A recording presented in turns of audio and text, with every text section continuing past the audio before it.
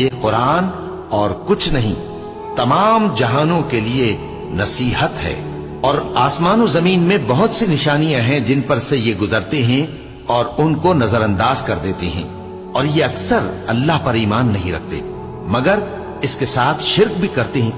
تو کیا یہ اس بات سے بے خوف ہیں کہ ان پر اللہ کا عذاب نازل ہو کر ان کو ڈھانپ لے، یا ان پر ناگہاں قیامت آ جائے اور انہیں خبر بھی نہ ہو؟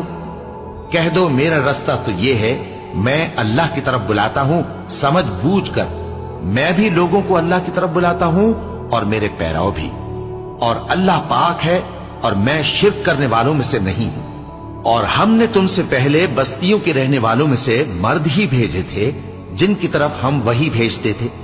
کیا ان لوگوں نے ملک میں سیر و سیاحت نہیں کی کہ دیکھ لیتے کہ جو لوگ ان سے پہلے تھے ان کا انجام کیا ہوا؟